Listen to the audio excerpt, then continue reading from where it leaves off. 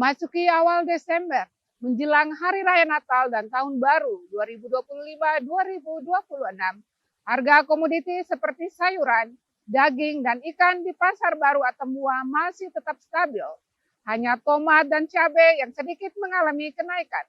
Sementara semua sembako tetap stabil dan beras Sulawesi mengalami penurunan harga. Memasuki minggu pertama Desember, masyarakat Atambua dapat lega karena harga komoditi, utama di Pasar Baru, masih tetap stabil. Padahal sudah menjelang musim perayaan Natal dan Tahun Baru yang biasanya memicu kenaikan harga. Observasi dan wawancara dengan para pedagang menunjukkan harga sayuran, daging, dan ikan masih di tingkat normal. Tidak ada perubahan signifikan, terkecuali tomat dan lombok sendiri dikabarkan mengalami kenaikan yang sedikit.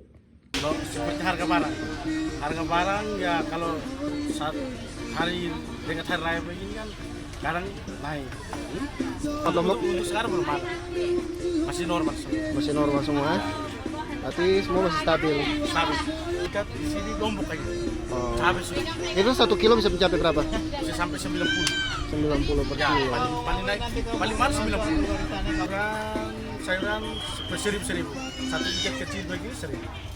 Kalau harga sih tergantung, kalau dari perusahaan naik harga buat kita juga harga pasarnya ada naik, tapi naiknya tidak terlalu sampai berkisar sampai paling dari 1 ekor bisa naik 5.000. Gitu. Biasa dari tahun-tahun lalu sih ada peningkatan, hanya ini tahun ada peningkatan, tidak karena penjual justru tambah banyak. Di kampung-kampung justru ada penjual ayam, jadi yang di kampung tidak turun datang, ya banyak paling orang sekitar itu. Untuk kategori sembako, semua jenis barang masih tetap stabil, terutama beras Sulawesi yang mengalami penurunan harga signifikan dari Rp14.000 per kilogram menjadi Rp13.000 per kilogram. Pedagang lainnya juga mengkonfirmasi kondisi serupa. Mereka berharap pasokan komoditi tetap lancar sehingga harga bisa tetap stabil hingga akhir perayaan, agar semua orang bisa menikmati hari raya dengan tenang tanpa khawatir kenaikan harga. Dari Belu, Tim Liputan Atambua TV melaporkan. Di Kabupaten Malaka juga menunjukkan hasil yang relatif sama. Harga sejumlah kebutuhan pokok di Pasar Beyabuk Betun masih stabil. Namun beberapa komoditas seperti bawang, tomat, dan ikan asin mulai menunjukkan kenaikan yang berpotensi berdampak pada daya beli masyarakat. Di tengah persiapan musim perayaan Natal dan Tahun Baru 2025 hingga 2026, kondisi harga komoditi di wilayah Nusa Tenggara Timur menunjukkan sedikit perbedaan antara Kabupaten Malaka dan Kabupaten Belu. Di Belu, harga komoditi masih relatif stabil, namun di Malaka terjadi kenaikan yang signifikan pada beberapa barang pokok. Observasi di berbagai pasar di Malaka menunjukkan tomat, bawang, dan ikan asin adalah komoditas yang paling banyak mengalami kenaikan harga. Pedagang di Pasar Beyabuk mengakui kenaikan tersebut telah terjadi selama minggu terakhir, dengan peningkatan yang cukup jauh dari harga biasa. Naik ya? Naiknya bagi bawang merah naik. Ya, Sebelumnya itu kami jual 35. 35 ya? 35. Tapi akhir yang dia naik ini kami sudah jual per kilo 40 ya? Sudah 40. Untuk bawang merah. Kalau bawang putih? Bawang putih di harga stabil di 40. Tapi ini naik, jadi ini kita masih stok lama tuh. Stok lama, jadi masih tetap? Iya, masih ya? 40. Masih 40. Ya, dia mungkin naik 42 kah, 43 kah sedikit. Tiap kali naik itu pengaruhnya ke daya beli ya? Daya beli masyarakat. Kalau akhir-akhir ini pembelian meningkat atau bagaimana? Malah menurun. Biasanya Untuk kan contoh dia bisa beli sekilo, tapi sekarang tidak mampu. tidak mampu. Jadi paling setengah kilo. Beli yang harga 10 atau 5.000. Iya. Seiring terjadinya kenaikan harga, daya beli masyarakat Malaka mulai berkurang. Banyak pembeli kini hanya mampu membeli komoditas dalam jumlah yang lebih kecil atau malah menghindar membeli barang yang harganya naik. Pedagang juga merasakan dampaknya, di mana jumlah pembeli mulai menurun. Mereka berharap pemerintah daerah dapat segera melakukan langkah pengendalian agar kenaikan harga tidak berlanjut, sehingga masyarakat bisa menikmati perayaan dengan tenang. Saat ini pemerintah Kabupaten Malaka sudah memulai pemantauan harga secara harian. dengan target memastikan ketersediaan dan stabilitas komoditas sebelum mulainya perayaan. Dari Malaka, tim liputan Atambua TV melaporkan. Sekarang juga masih sama, Kak. Menjelang akhir-akhir tahun. Kantor Imigrasi Kelas 2 TPI Atambua memaparkan capaian kinerja sepanjang Januari hingga November tahun 2025 dalam kegiatan ekspos kinerja yang digelar di Aula Lantai 1 kantor setempat, Rabu hingga Desember 2025 sore. Kantor Imigrasi Kelas 2 TPI Atambua memaparkan capaian kinerja sepanjang Januari hingga November tahun 2025.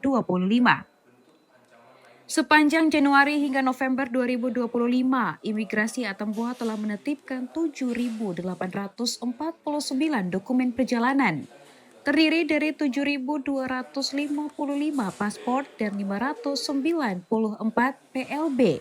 Dengan rinciannya 3.039 paspor non-elektronik dan 4.216 paspor elektronik.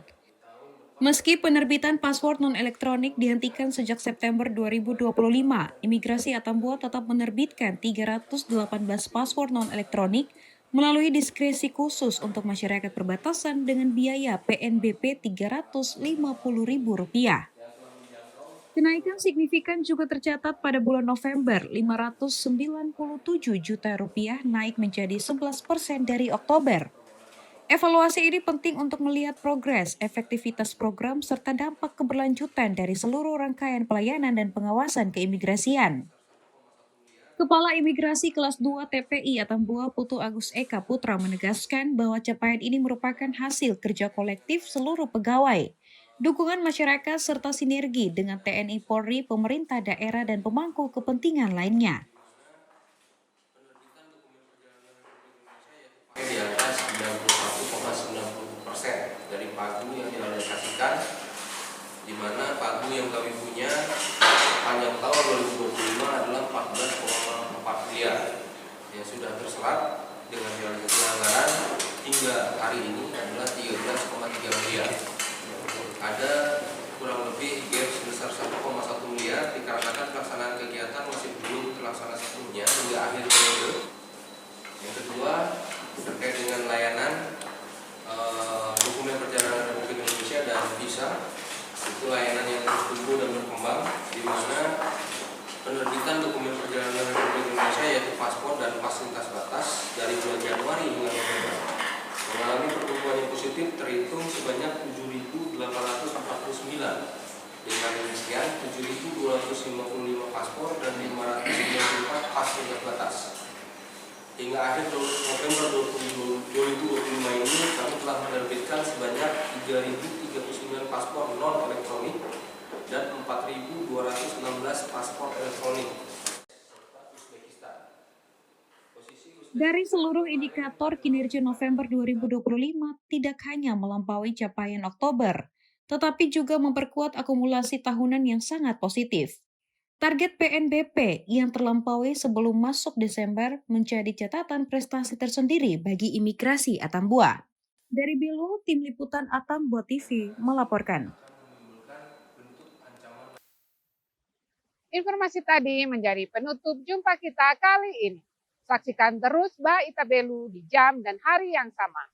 Mewakili seluruh kru yang bertugas, saya Anina mengucapkan selamat beraktivitas dan sampai jumpa.